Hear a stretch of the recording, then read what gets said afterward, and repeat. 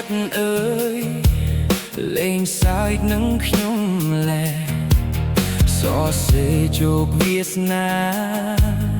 ឲ្យខ្ញុំដើរខុសផ្លូវខ្ញុំគិតថាជីវិតនឹងស្ងប់ស្ងាត់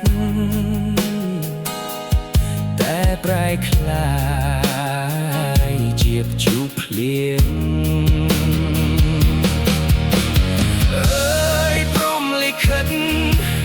លេងសើចនឹងខ្ញុំលែខ្ញុំស្រឡាញ់រួចបែកបាក់ឲ្យខ្ញុំសង្ឃឹមរួចក៏ប្រត់ប្រាអូនអើយវាសនាលេងសើចនឹងបង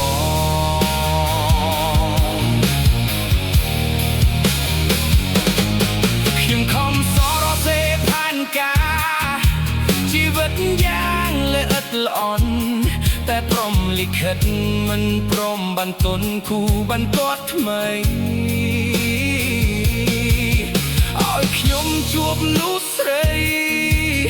ដែលមិនបានស្រឡាញ់ឲ្យខ្ញុំបាត់បង់អ្វីដែលខ្ញុំស្រឡាញ់បំផុត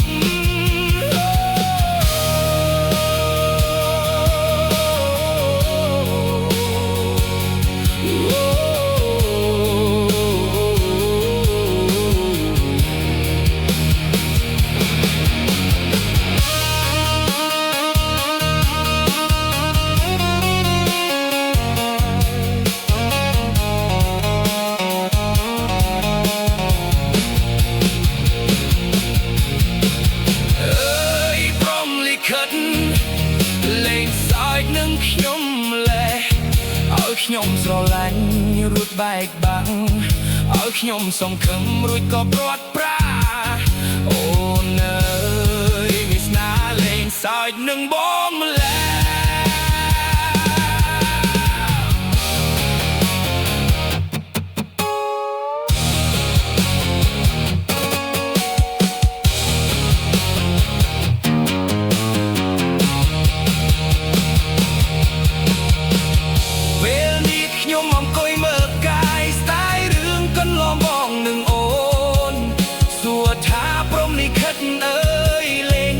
គ្រប់គ្រាន់ហើយឬនៅ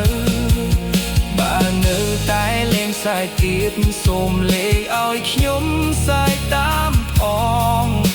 កុំឲ្យទឹកភ្នែកហូរម្ដងហើយម្ដងទៀត